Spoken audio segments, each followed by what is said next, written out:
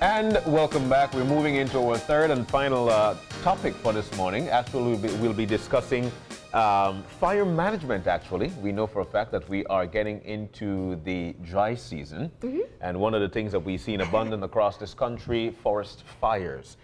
So we have in with us, we have Eugenio. Where is Eugenio? There you are, Sustainable Agriculture Coordinator at Yaáxche Conservation Trust. Yes, we have sir. Muschamp, Protected Areas Manager at TIDE, and Arvin Cook, who is Cayo Parks Manager, Belize Audubon Society. Guys, it's so nice to have you in. It's actually feeling a little chilly. They came from the chilly part of the country. It's gonna be Welcome hot. and good morning. Yes. Yeah. Yes. So is it it's going to pass, you said? Yeah. It's going to be hot. Yes, of course. Since we're talking about fire,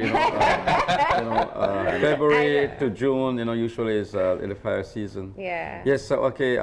Again, I'd like to apologize, to you all and our audience out there that we're kind of delayed, this morning, but.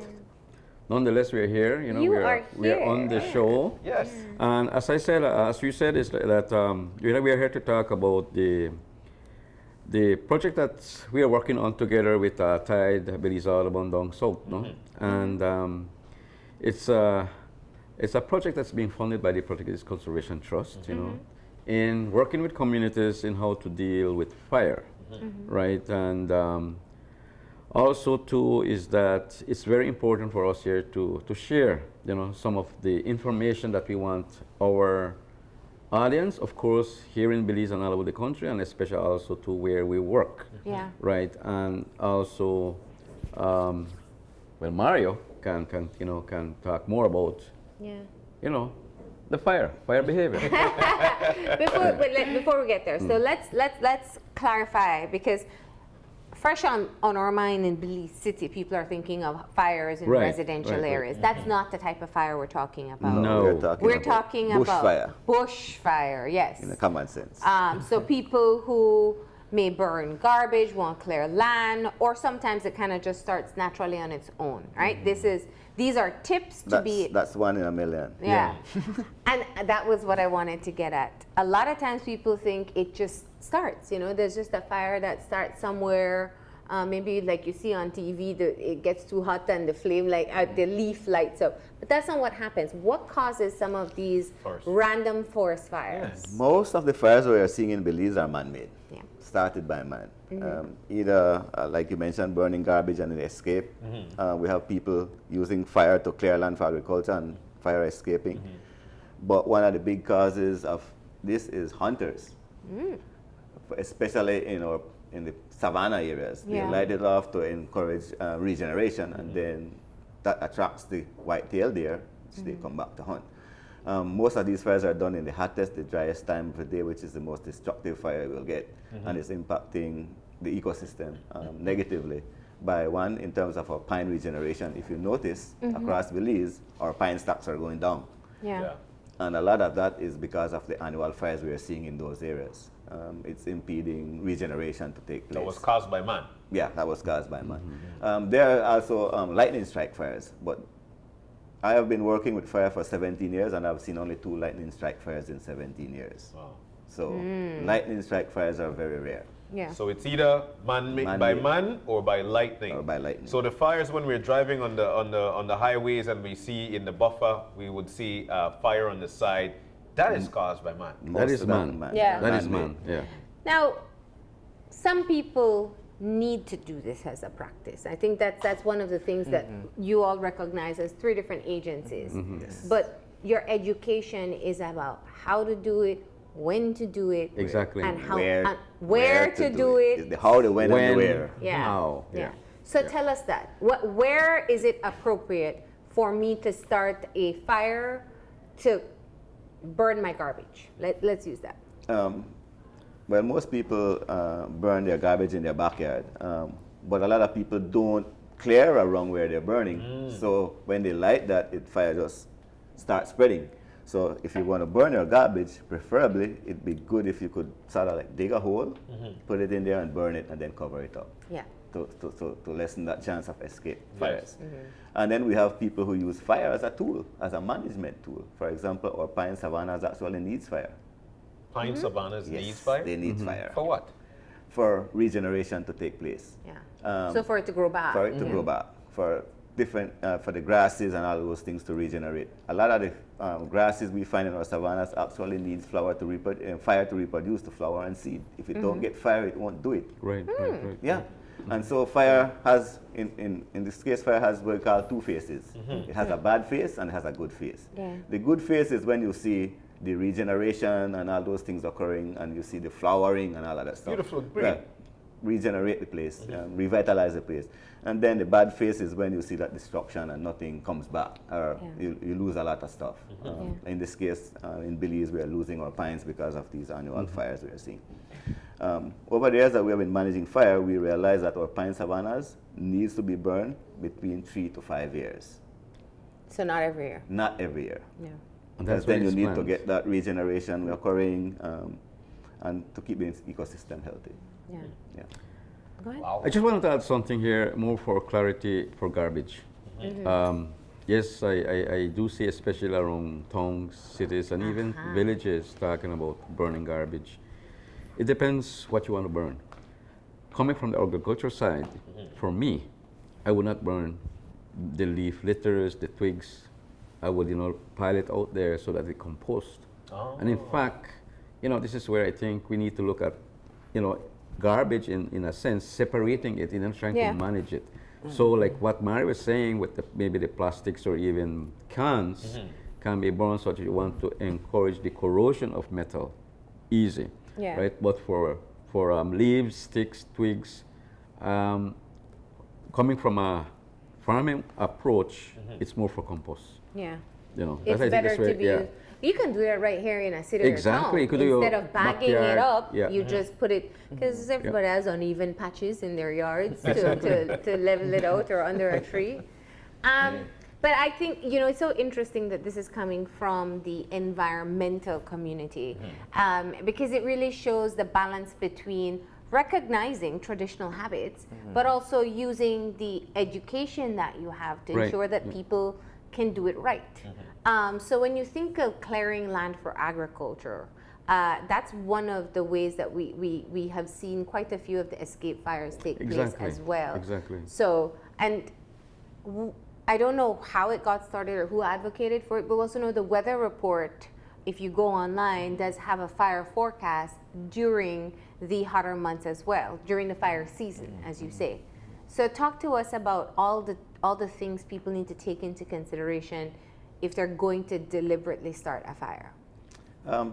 Several things. You need to understand fire behavior, how that fire behaves, and what elements will impact how that fire behaves. We have to look at the weather conditions. Yeah. And in terms of weather, we're looking at temperature, relative humidity, wind speed, and direction. We have to look at topography, the lay of the land. I mean, fire behaves differently on flat and on hilly terrain, right? So which one spreads faster? Again, it depends. If the fire is going up the slope, it will move fast. If it's coming down, it's going to creep. How was that? Oh, wow. And flat is slower than going up. Exactly. Because going up, we call it a heading fire.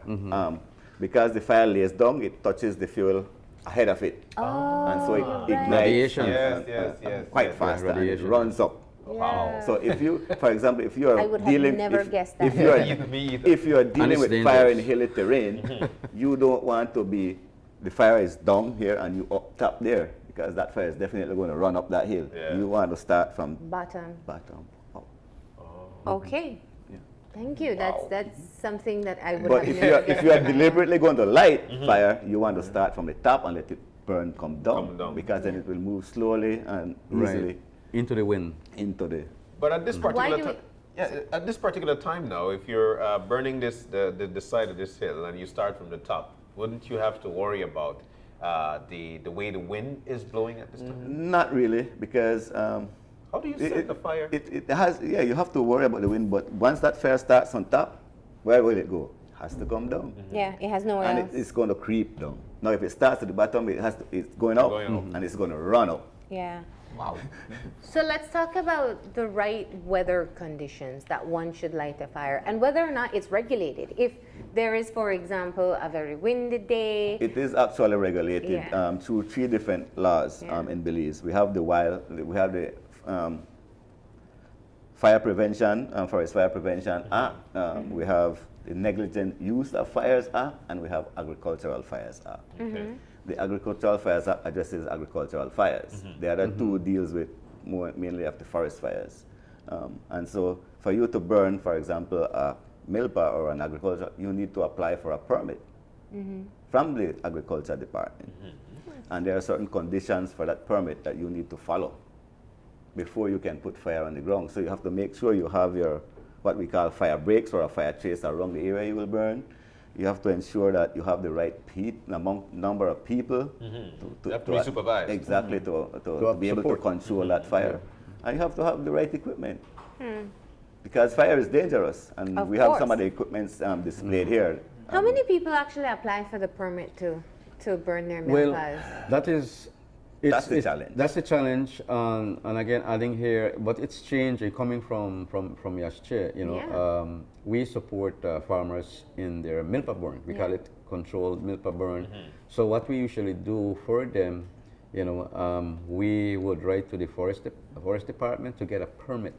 Once the permit is issued, then you know, can go ahead. also we have the forest department coming to, you know, supervise that training. It has happened, you know, within a couple of years since we have, you know, started to work with fire. You know, I guess there's a form of consciousness, you know, taking place, Yeah. but still it is a bit limited. You know, we need to continue because we're talking about areas where we work, you know, directly around the protected areas. But then you have farmers more far down south where, you know, there's no control. It's kind of do it your own way, Yeah. right? So, yeah, we need to work more, but it's changing, especially with the communities that we work with. You know, both Tide, Yaáxche, and Belize Audubon. Arvin, talk to us about the environmental impact. I think that's one of the things that we don't take. People really feel that bushfire is just something that happens, and we don't realize, one, that you've told us, which is most of them are man-made, that they're escaped and some uncontrollable. What is the type of impact we're talking about on the ecosystem? Well, we have to remember that we are protected areas managers within our country, and we manage protected areas, the natural resources that we have in the country. Now, in terms of the impacts, we have a lot of our PA protected areas that are dependent on tourism.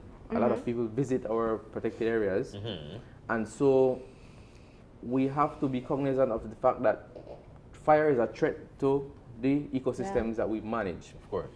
And we have to take in consideration as well that for the past 5 years we have had hurricanes. These hurricanes have destructed a lot of the forest cover. Yes. And these forest covers over a period of time, they become dry, they become biofuels. Yes. And so in an effort to prepare ourselves to ensure that we can mitigate and control whatever burns that may have within these protected areas, we have collaborated with Tide and Yaáxche in an effort to train our rangers, one, on how to address these fire threats, how to control them. In that, we engage the communities adjacent the protected areas, where we have farmers and as well people who we need to rely on in an effort to control fires. Because when we have a fire, it is not a one-man show. You need at least a minimum 6 people to control a fire, because it is dangerous. Sometimes it is huge. So the impacts, yes, it does affect the resources that we manage, and it has an indirect impact to tourism. You know, if we have our natural areas burned, then it impacts. And we can also remember, I don't remember which weather system it was, but there, a year or two after, there were a large number of bushfires or forest fires, and in fact it had affected the air quality for a number of days. That was in 2012 after It was after Hurricane Dean, right? Hurricane Hurricane Richard. Oh, Richard, yes. Hurricane Richard. Okay. So we had seen quite a number, and I remember that being a part of the conversation, that the trees fall in the forest, they dry out, and they become fuel for these fires to spread faster as well. There's another thing in terms of the quality of or the environmental impact in fact, the quality of water. We have to remember that Ah. even there are fires like in watershed. You know, so when there is water in the watershed, the quality of water is impacted. Even whatever is downstream. We heard about this connectivity from land to the sea. It eventually ends up at the reef. And in addition to that, you mentioned about the health. People Health who have issues. respiratory problems are attacked, have problem breathing when there is smoke. And also too when there is fire, there's erosion. So what you have siltation. So those are some of the effects that the environmental impact of fire have. When there's a burn. Perfect example Yeah. is what is happening in California. Yes, There was a major fire outbreak, Mm-hmm. and thereafter there was a major rain storm. A lot of rain. So what that causes is that Mudslide. when the fire destroys the forest, it loosens the soil, and when water hits it, it then allows for mudslides, allows for erosion. Yeah. So if something like that would happen in the south or wherever part of it, particularly in the south, because in the south gets a lot of rain. Yeah. And that's our hilly areas too. So if the forest would get burned, then it's a threat for erosion. Yes. Then you have people residing down the valleys and that thing. So that can be a very devastating threat for us. Yeah. I So mean- we have to be cognizant of that as well. And in the Cayo area too, there are quite a number of resorts within the forest, yes. and communities that are scattered around as well within the hilly terrain that would be at danger if a fire gets out of control. So let's talk about what we have here. There are all these tools and props that I've never seen before. This looks like a shovel, but it's not a shovel. No. My first impression. But is this equipment that you are encouraging people to be able to get for themselves? What is your message? Okay, let me kind of use that as a springboard then to bring what we're doing in terms of Yaáxche's support. As I said, there's support for farmers. What we do is that we have a number of these equipments, right, in our store where we encourage farmers, to get in contact with us, and we allow them to use these equipment. We give them enough support, especially me going down into the field to ensure that there's a proper burn. And in addition to that, there's one thing, and hence this program here is the training, right? They need to be trained to use this equipment, right? And as a part of that too, your safety equipment, where you can see now, we have the Nomex clothing. This is fire retardant. Okay, Yeah, so you so have it a helps suit, a protect fire you. retardant It suit. protects- yeah. Protect you from the heat. From the heat, yeah. So you could, actually literally kind of move Let's try to within the show some of fire, these, your hard hat.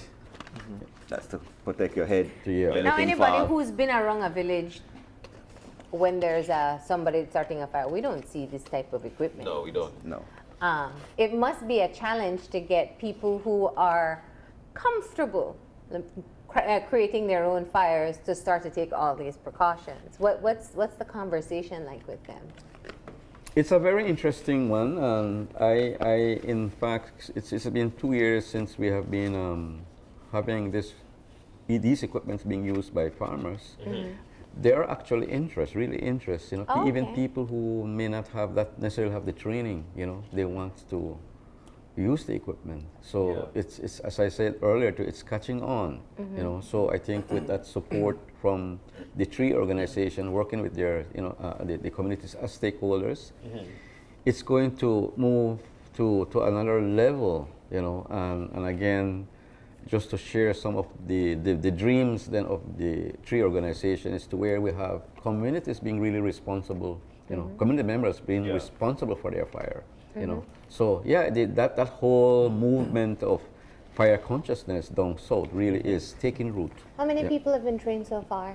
Rough estimate, about 200 in the south. Wow. Oh, which is very good. We have Yeah. been training people since 2004. Okay.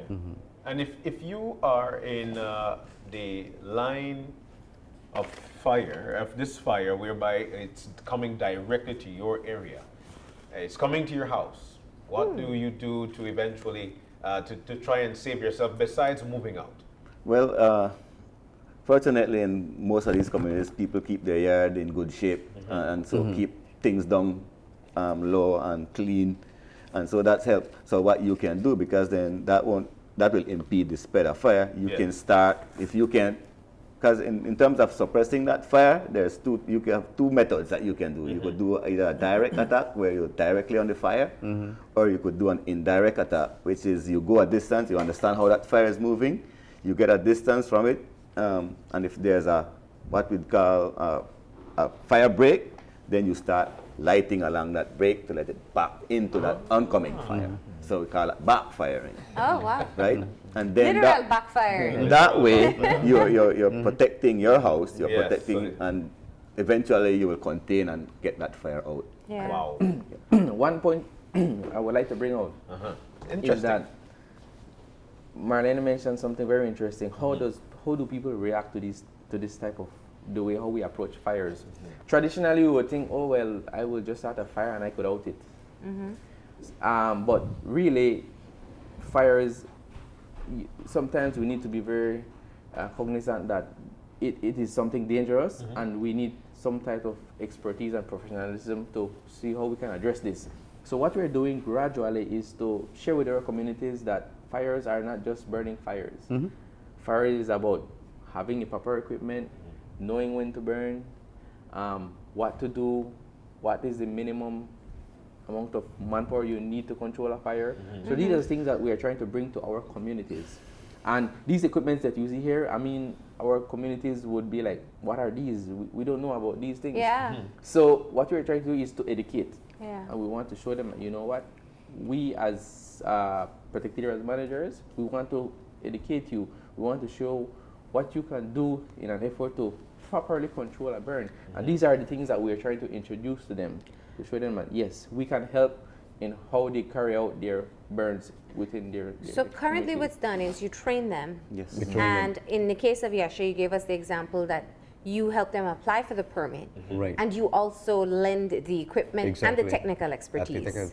And with the training, there are certain tips then that the farmers are asked to follow.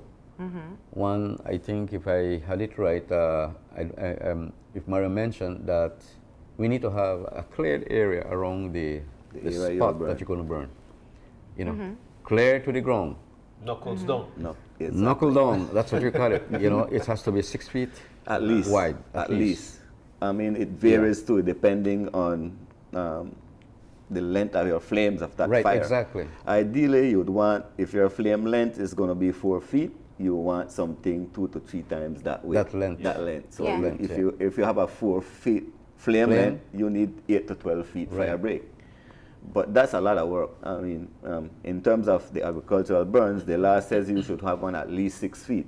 So once you have that 6 feet, you're taking care of that aspect of the law. Yeah. But still, you have to follow weather path conditions and all of those things before putting fire on the ground. Even with that fire break, that fire can Even still before you jump. burn, when you're clearing land, which is very a key point, is that to ensure that all trees or all vegetation are cleared or felled into the area Burning that's going area to be that's burned, burnt, yes. so that there's no contact or no bridge, to the edge of the forest that will move the fire into the forest. So that's key. And second, and again, the other one too is you have neighbors, they have crops. You want to ensure then that you want to have support. Again, you need to have friends, neighbors, at least 6 in number to give you that support. And literally look out for that fire. And again, after a burn, you ensure that everything is out before leaving. We have a term for that, map up. We have that. Why? Because sometimes the embers are still Exactly. burning and you don't If know. it's left too close to your fire line and it can, what we call in fire term we call flare up, or local term blaze up. It can blaze throw embers over unit. So you want to eject that back as far as possible into the area that's been burned. So if it does flare up or blaze up, it doesn't throw embers outside to get the fire And going then again. going back, the equipment. You have to have the proper equipment to do it. So we went through the protective gear, which we showed the gloves, the The Nomex clothing. goggles, the And clothing. this is an important part of the equipment And a too. hat. The helmet with the shrouds. This is Yeah. to protect you from any falling stuff or ambers flying, catching Okay. your hair. This will help you.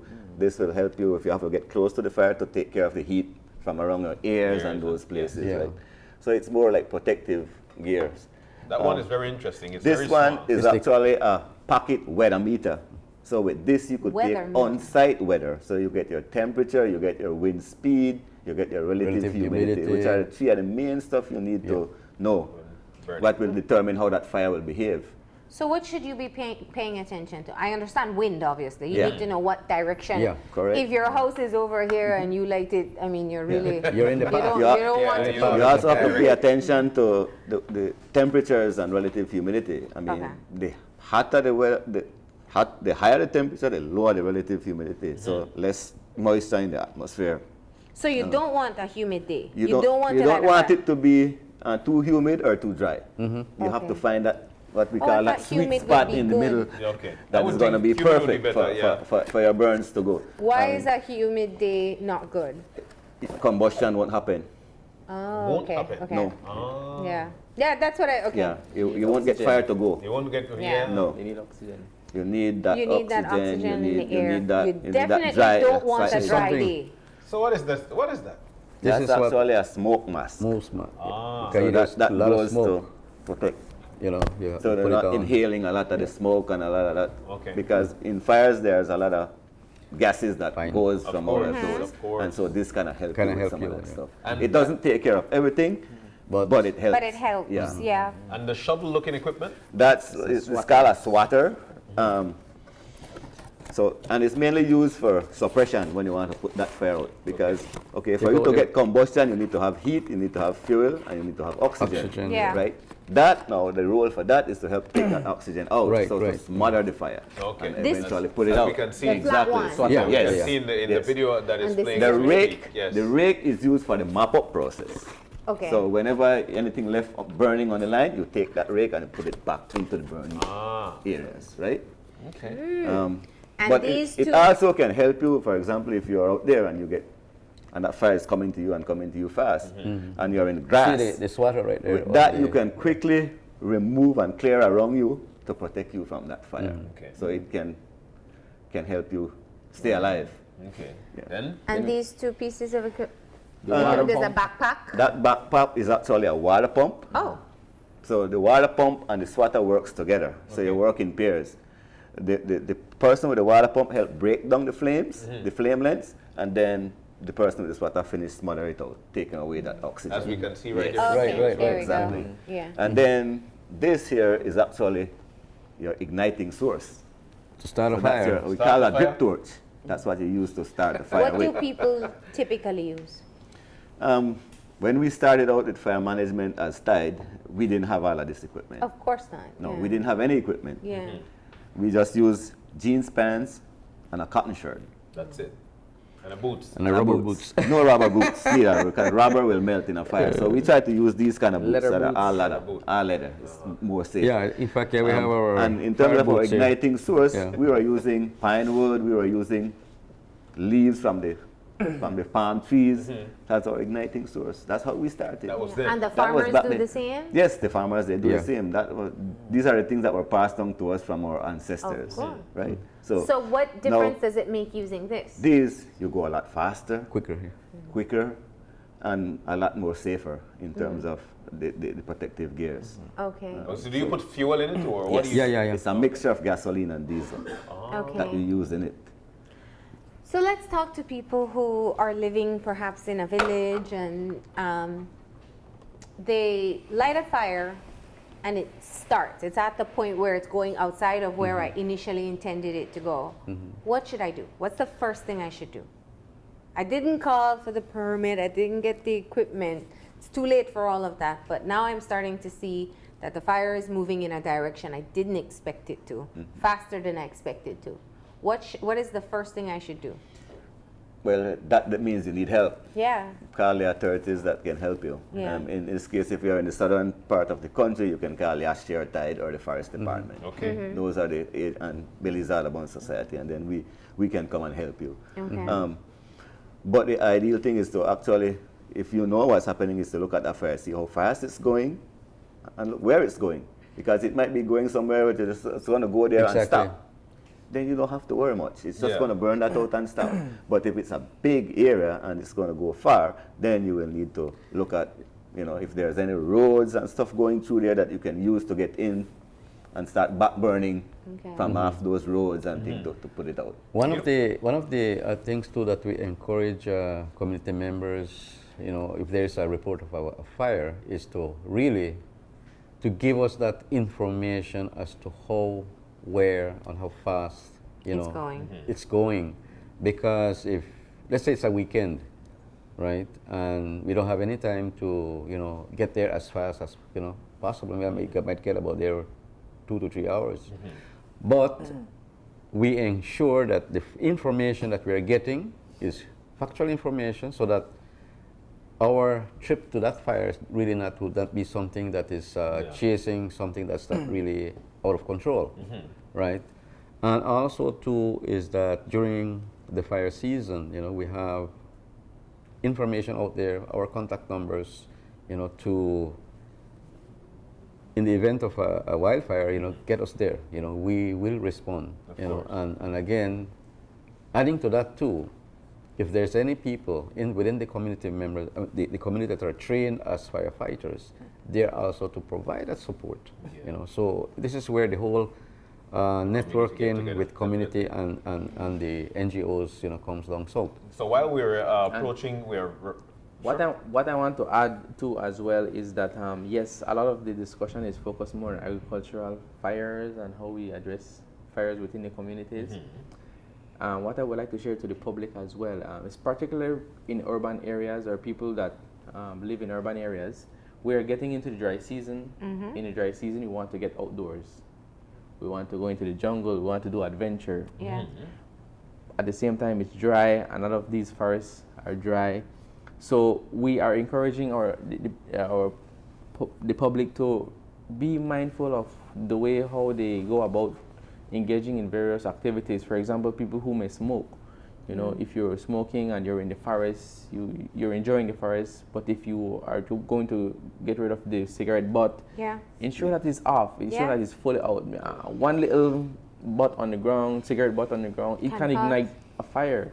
Or throwing it out your window while you're driving. Right. And it's dry along the sides of the road. So we sometimes we don't think about these things, but we are taking this opportunity to inform our the public that what, let's be careful when in dry season, because whatever you do can have a great impact. If you go and doing a little barbecue outdoor, ensure that the area that you're using is cleared.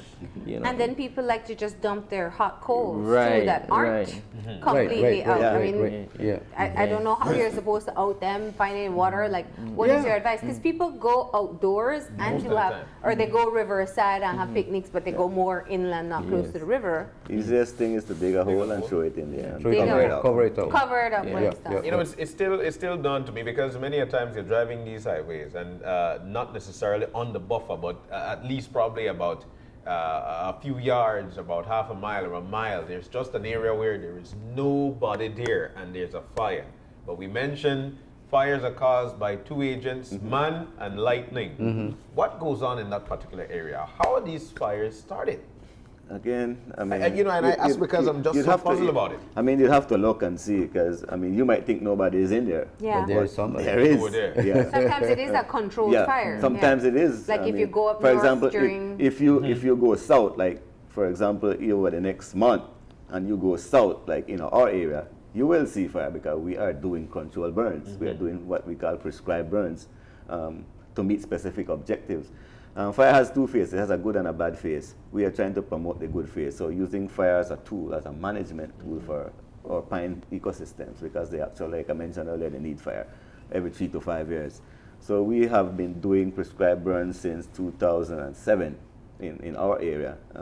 And when we started out burning in those areas, we were not seeing the kind of pine regeneration that we are seeing today. For example, we have some areas that when we burnt them the first time, there were no regeneration. We burnt those areas last year. We had to burn to kill some. because they were too much. And there was impact growth and health and so of those pines. So we had to kill some and using fire again to do that. So yeah, I mean, fire, like I said, it has two faces, a good and a bad face. It's just, you will see that face, how, when, and where it's used. Yeah. You know, I love how proactive you are about this. It's January, it's not necessarily that people start until next month. We're having a little bit of rain right now too, which is, but before people venture into their burns, they can contact the organizations to get trained. How do they do that? How often do you have training? Well, through the SPAC project, we are currently doing some training next month for the communities that buffer the protected areas that we manage. So we are dealing with that. Me, on the other side, I am doing training across Belize in terms of fire management. So we're working with other organizations from Rio Bravo Conservation and Management Area all the way to Punta Gorda. So I am doing my best to help wherever I can so that we can address fire at the national level. Because fire has been identified as a major cause of deforestation and forest degradation in Belize. And it's something that we need to address. The Forest Department has developed a policy and strategy to address wildland fire in Belize. And they have also developed a communication strategy. How are we going to get the message out to people? As a matter of fact, that strategy will be launched next week, Wednesday, right here in Belize City at the Rise in Fort George. Just to add another thing too, in terms of what you said, being proactive, for us at Yaáxche, during the fire season, which around April, right? It's an activity that is planned annually. Farmers getting together, you know, there's that whole event of awareness with information sharing, having fun, and we have this what we call Race Against Fire. You know, so we have that. It's part of one of the most important event that took place annually. You know, we take this fire very, very serious. You know, because you know if we destroy the forest, you know, livelihoods will be destroyed also. You know, because then property. Food, it could be your farm. Your farm, the food, you know, your investment, you know, on the farm that can go or be consumed by fire. All right. Yeah. So with this fire project that we're doing, we are particularly focusing in south to central Belize, and yes, we are just only 3 organizations that are working on a project. But nationally, we have the Forest Department who has been integral and instrumental in working with other agencies in the North Program for Belize. That they are doing the same thing. So we are just trying to highlight the work that we're doing under a project that we have gathered funding from PAC. And so we are definitely thankful for that. But at the end of the day, it's definitely looking at protecting our resource. Protecting the natural resources we have, and so we are happy for this opportunity. And we are thankful for the work that you are doing, gentlemen, and we appreciate all the information that you've shared. I don't have a farm, I don't have to burn it, but I have learned so much about what I will do when I have one. There's something important you're saying. What we're promoting now is slash and mulch. Yes. Not slash and burn. Not slash and burn, slash and mulch. Slash and mulch. Okay. Yeah. Thank you so much, though, for being here. We appreciate it.